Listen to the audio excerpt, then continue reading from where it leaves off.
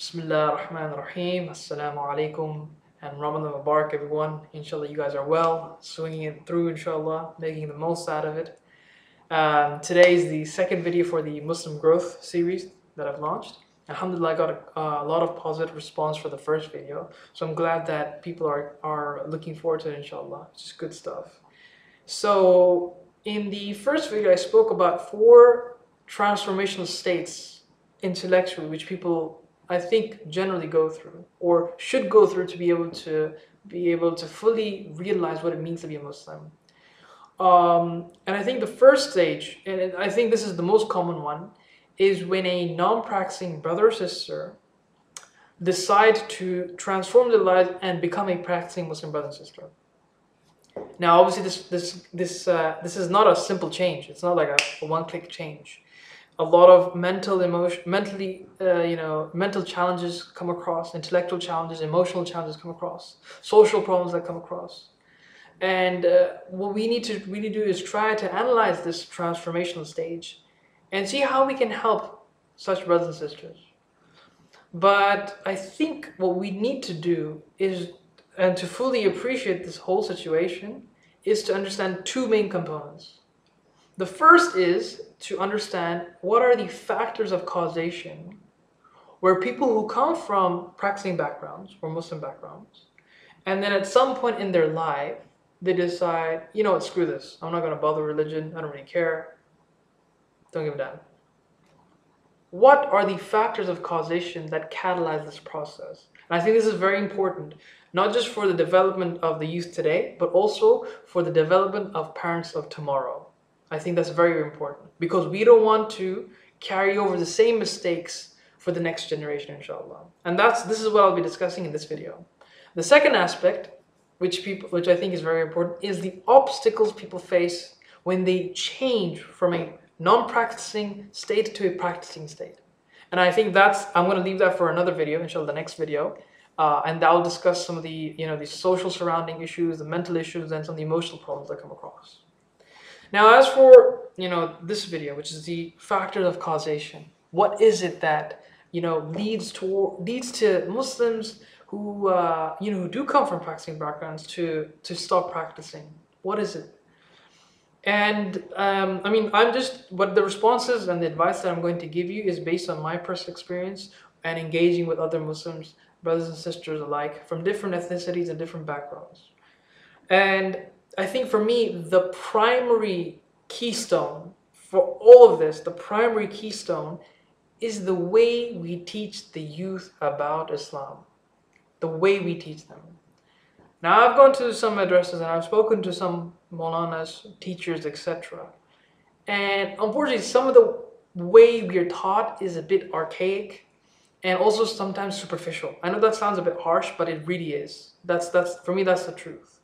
See, what seems to be the way to deliver Islam and what seems to be justifiable is to teach them Arabic so they can read the Quran, to teach them the rituals of the prayer so they can pray 5 times a day, learn a few surahs here and there, and then go to Friday prayers. And that seems to be about it. Right?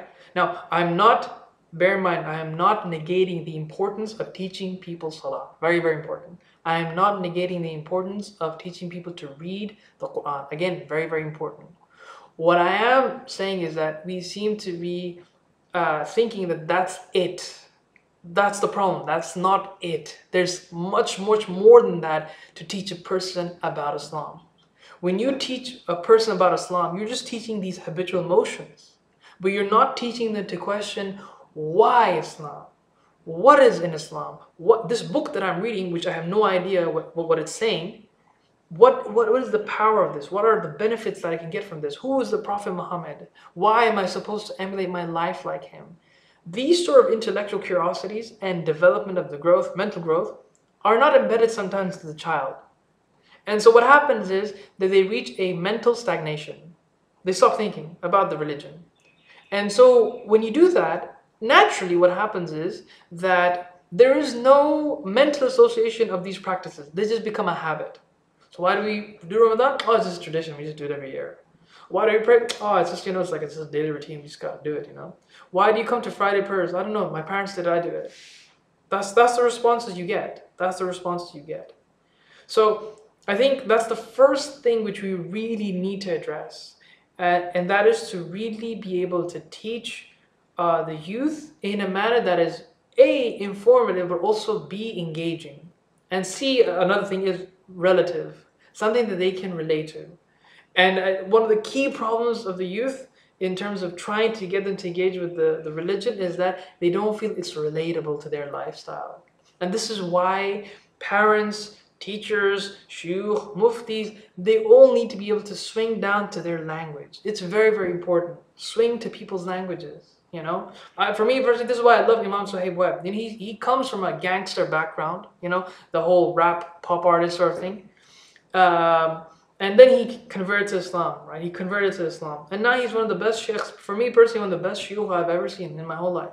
Because he even though he let go of the bad things associated with that, gangster lifestyle, what he did was he allowed his speech to become a part of the way he delivered his talks. And a lot of people can relate to that, He really goes down to their level.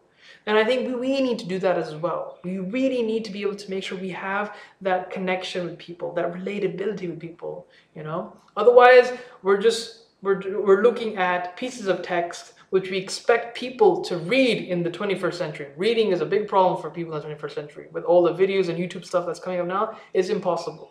So we need to come up with clever and innovative means where people can learn, engage, and question and grow with the religion of Allah. Very, very important.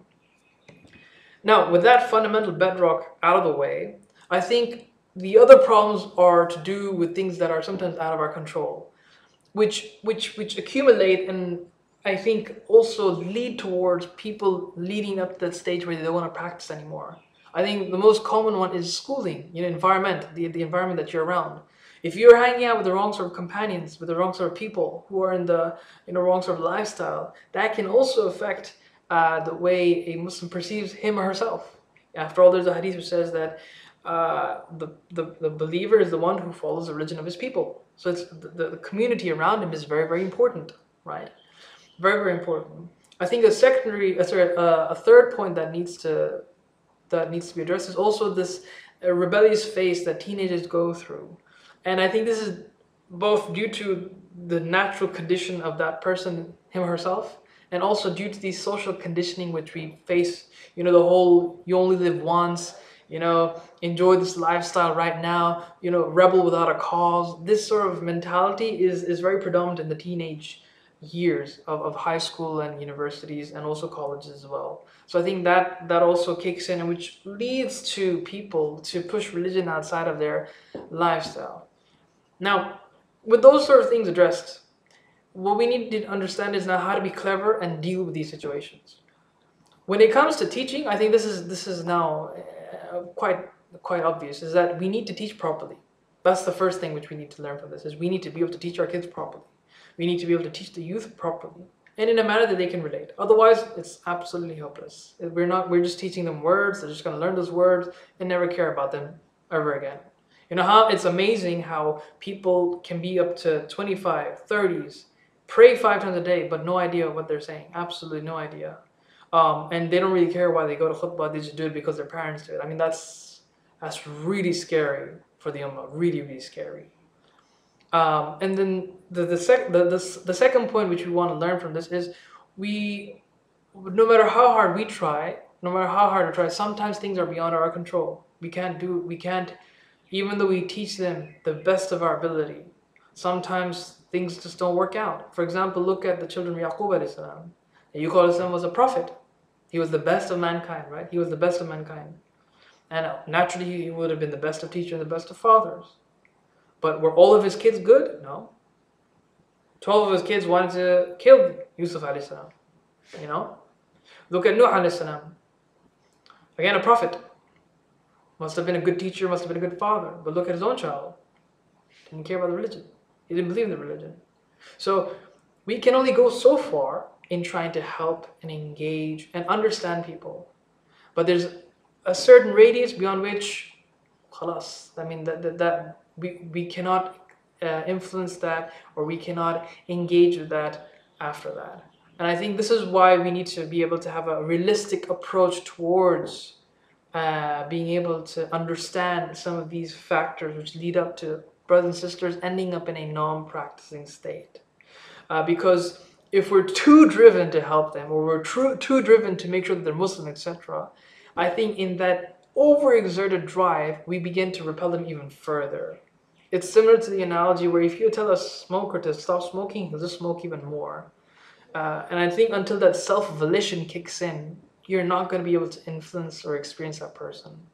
So inshallah, I hope this video helps you out. Like I said, I'm not. This isn't like a fatwa channel or a mufti channel, etc. I'm just sharing with you the advices and the experiences that I've come across, and people I've met, and how I learned from them and from shuyukh, etc. how to deal with people today, inshallah. So with that out of the way, jazakallah khair for listening to me, and inshallah I'll see you in the next video. Assalamu alaikum.